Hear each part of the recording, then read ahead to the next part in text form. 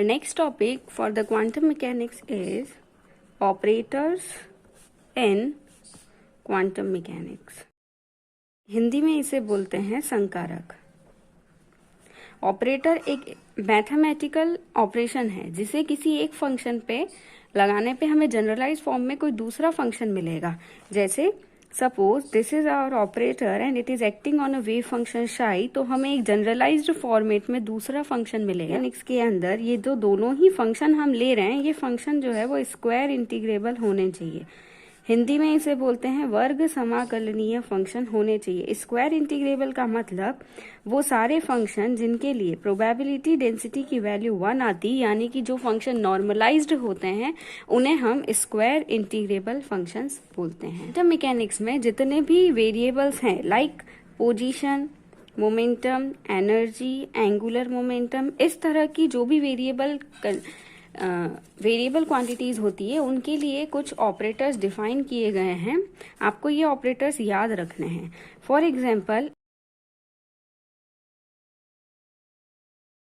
Potential energy जो कि position और टाइम का फंक्शन होता है, उसके लिए हमारे जो मोमेंटम डिफाइन किया गया है क्वांटम मैकेनिक्स में, that is the same. 7th one is for the total energy. Total energy means kinetic energy and the potential energy. The operator will be kinetic correspond to kinetic energy h cut square upon 2m del square, and for the potential energy it is the same as this. इसी operator को हम बोलते हैं Hamiltonian operator. ये मैंने आपको Schrodinger की equation में भी बताया था.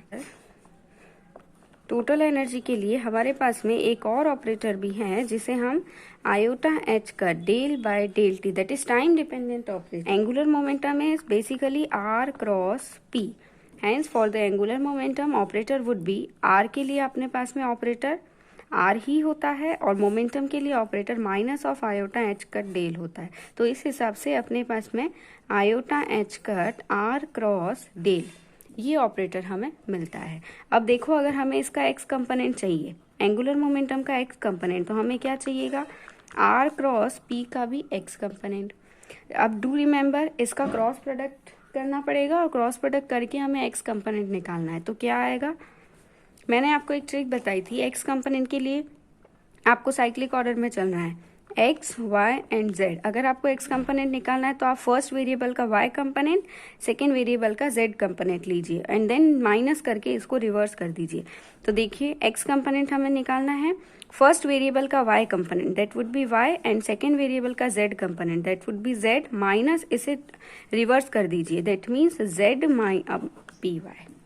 ओके, तो हेंस इसके कॉरेस्पॉन्डिंग हमें ऑपरेटर क्या मिलेगा, देखो, वाई. पोजीशन के लिए ऑपरेटर वही रहता है और मोमेंटम का ऑपरेटर होता है माइनस आयोटा एच कट. तो हमें क्या मिलेगा, y minus iota h cut del by del z minus z, और इसके लिए हमें मिलेगा iota h cut del by del y. Hence in short we can write like y del by del z minus of z del by del Y.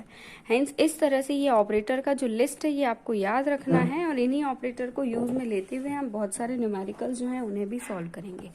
There are many linear operators. Linear operators का मतलब क्या होता है, linear operator को हिंदी में बोलते हैं रेखक संकारक. Linear operator वो ऑपरेटर है जो इस कंडीशन को फॉलो करता है. वो सारे ही ऑपरेटर जो इस प्रॉपर्टी को फॉलो करते हैं उन्हें हम लीनियर ऑपरेटर्स बोलते हैं. अब देखो, इन लीनियर ऑपरेटर्स की भी कुछ डेफिनेट प्रॉपर्टीज होती है, कुछ इनके कैरेक्टरिस्टिक्स फंक्शन होते हैं. Number first is additive operator. अगर ए और बी दो लीनियर ऑपरेटर्स हैं तो वो इस तरह से ऐड भी किए जा सकते हैं. This is known as its additive property. Number second property is multiplicative operator.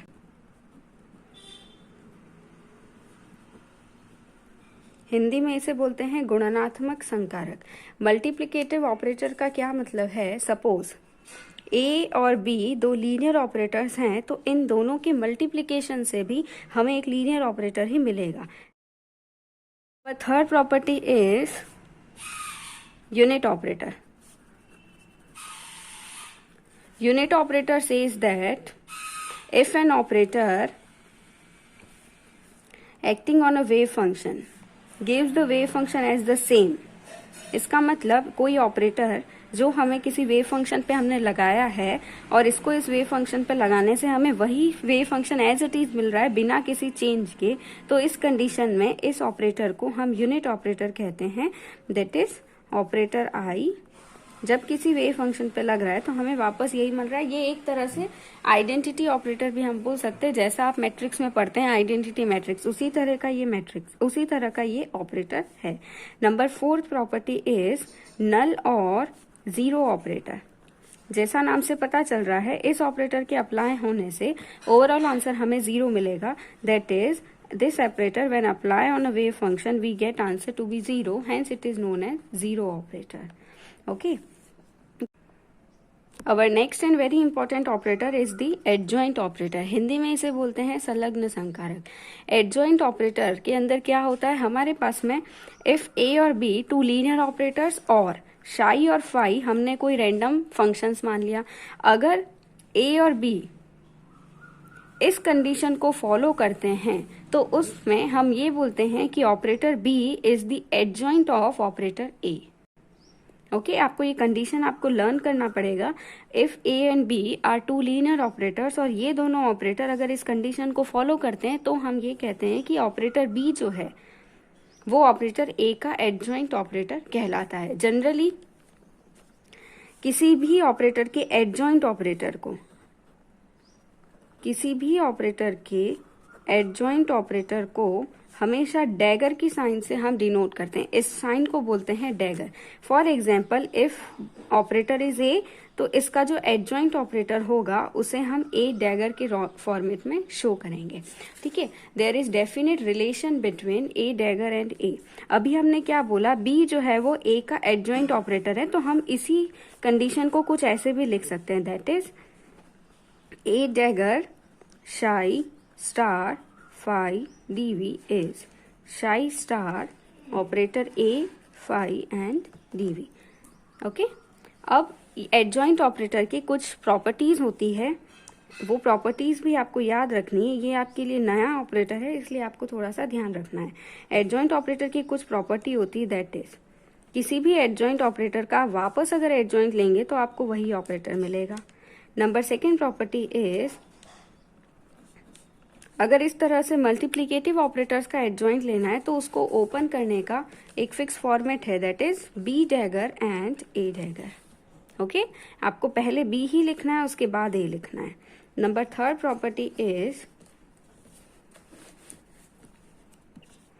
If you have a operator B and operator B operator A और इसका होल डैगर है तो आपको कैसे ओपन करना है, it would be opened like operator A operator B whole dagger minus operator B operator A whole dagger, that operator A operator B dagger would be open as operator B dagger and operator A dagger। तो इसी property को use में लेते हुए हम लिखेंगे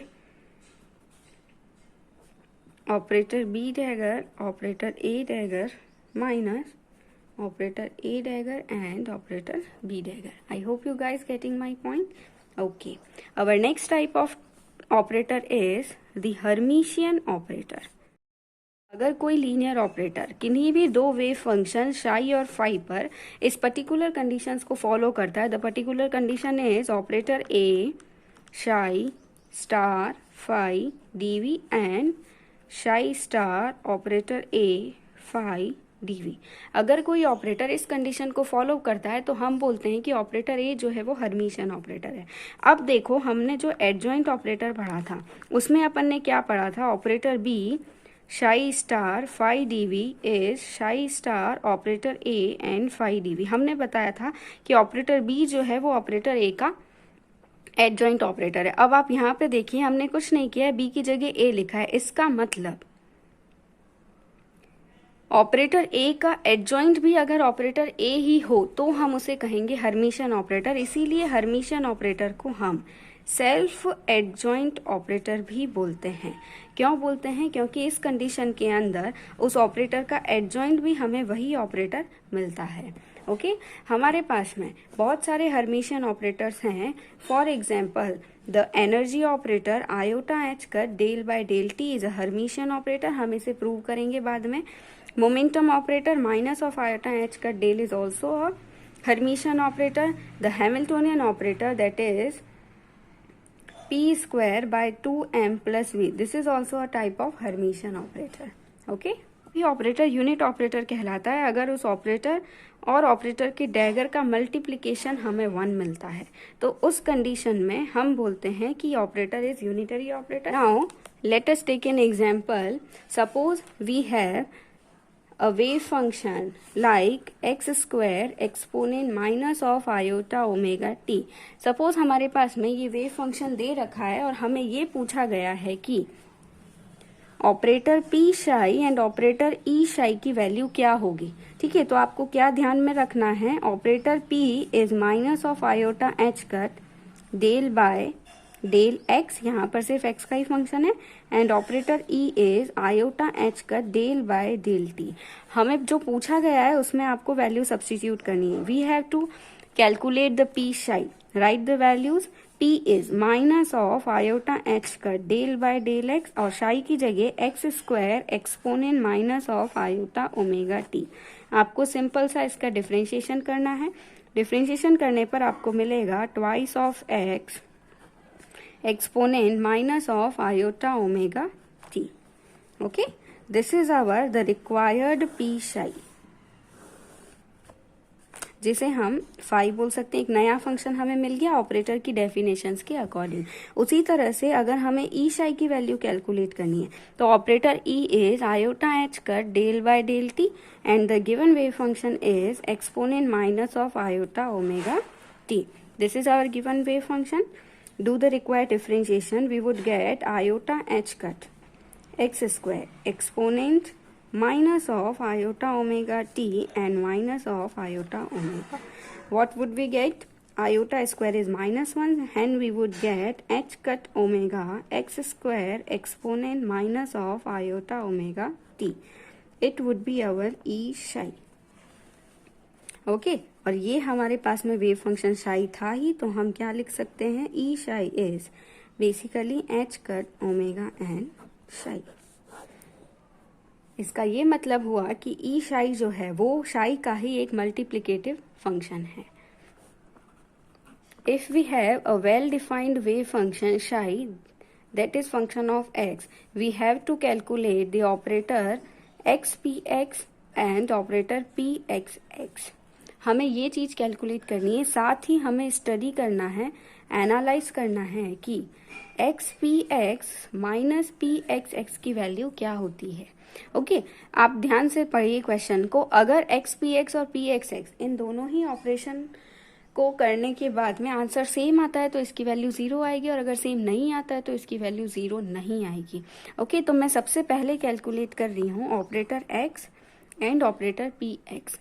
इसे operate करने पे हमें क्या मिलेगा. देखिए हमें इस ऑपरेटर को एक वेव फंक्शन शाई पर ऑपरेट करना है, that is operator x operator p x and शाई. ठीक है, आपको स्टेप बाय स्टेप करना है.